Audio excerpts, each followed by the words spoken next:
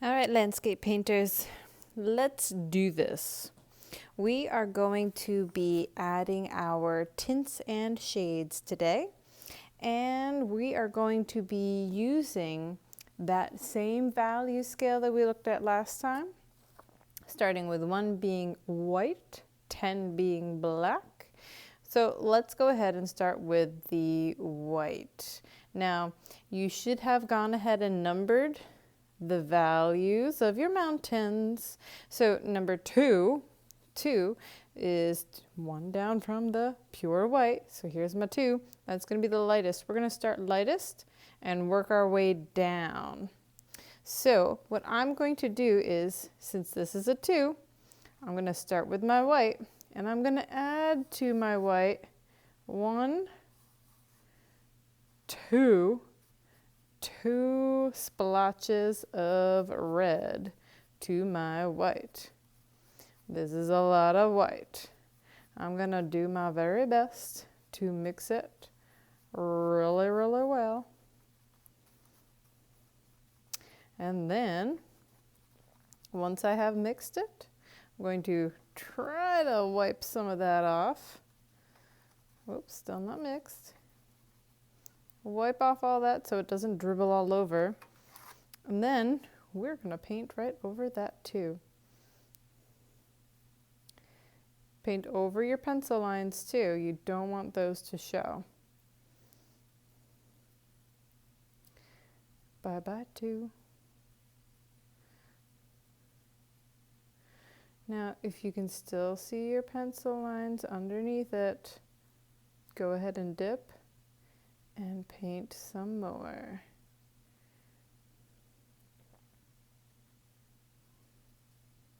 Layer it on. You can even give it some texture. Kind of like that. All right. Now, my next one, 4. That means I need to add 4 splotches of red to my already mixed white. Well, because I've already added 2, but now I need to make it 4. So I'm going to wash my brush, making sure to paint the bottom of my water can to open up those bristles. Dab it. And then I'm going to go 1, 2. So now I have a total of 4 drops of red in here.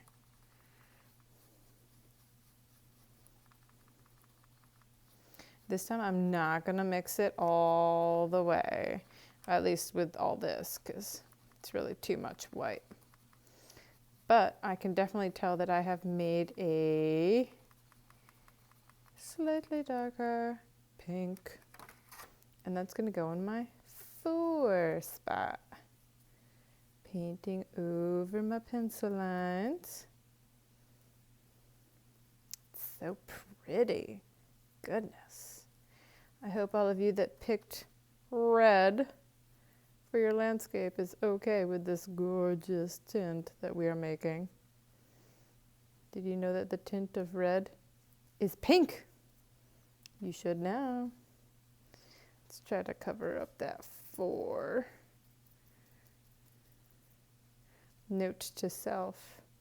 Might want to go ahead and erase the numbers before you paint so that you don't have to worry about hiding it. That'll be something for you artists to take note of. All right, now we're going to wash our brush. Make sure to paint that bottom. And we're going to add, now we're going up to 5. Oh, and you know what? For the 5, that's almost like the pure color, or what we artists could call the hue. So for 5, what I'm actually going to do is just go with straight red.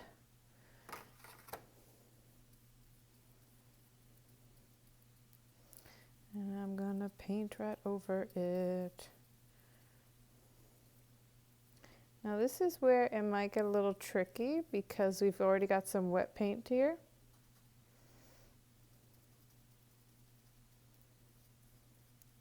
So what we're going to do is carefully paint up to that wet paint.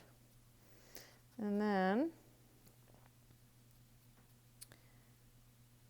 we're going to do a solid line. Boom. Because what we don't want to have happen is we don't want any of that tint to get mixed into our pure hue, because we just don't want that. We want our red to stay nice and red. We want this to be a level 5.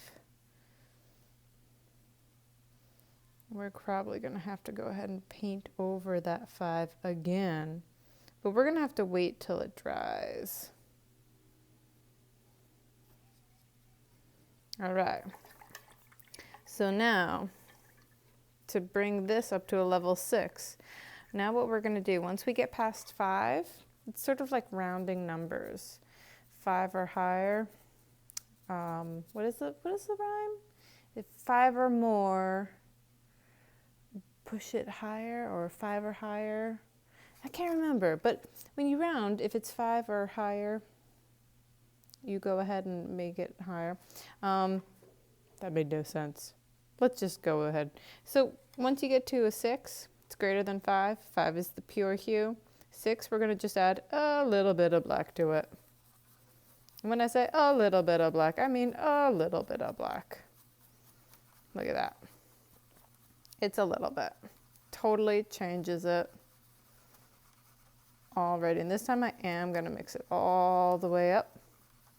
That's quite lovely. It's like a cranberry. All right, once you have it mixed, make sure there's no dribbles. And paint. Paint, paint, paint. Dip and wipe. Again, making sure you want to go right up to the line. Try not to go over it. You can see already my tints of the red are already drying, which is great because we don't want any of the tint to mix in with our shade that we have now created. So carefully going right up to it.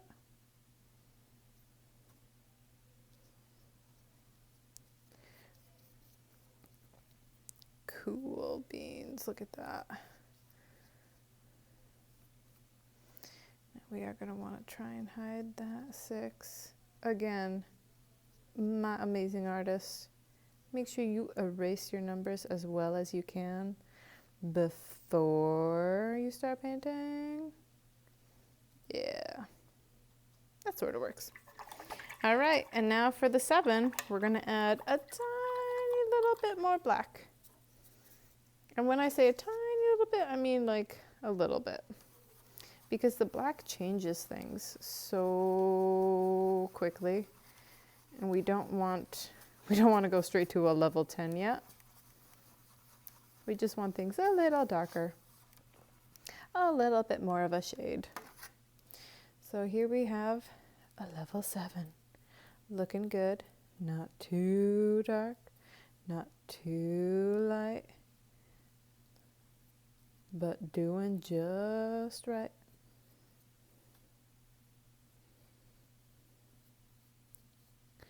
Oh yeah, it's like a raspberry now. And the last one, a level 8, we're gonna add a little bit more. This time we can go a little heavier with our black. Let's see what this looks like. It looks pretty okay. But you know what? I want to add a little bit more. And yes, I just dipped my brush into my black without washing it. That's because I'm pretty much done with the black after this. I'm not worried about contaminating it.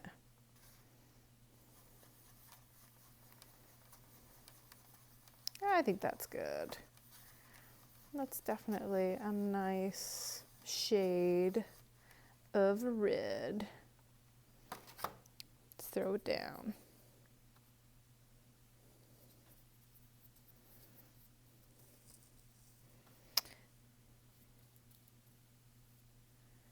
And Remember, you don't want to mix all the different colors. You want to keep your tints and your shades pretty pure.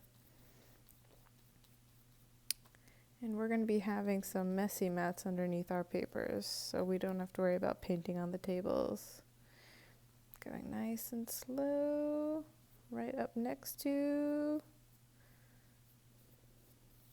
our other values, but trying our best not to mix them. And ta-da! Look at that. Atmospheric perspective, tints and shades, a landscape. Now, my 5 is still showing, so what we're going to do is, once this is dry, we can get some more red paint, because this was our pure hue, the pure color red. So I can just paint over that until it hides it completely. All right, let's make some landscapes.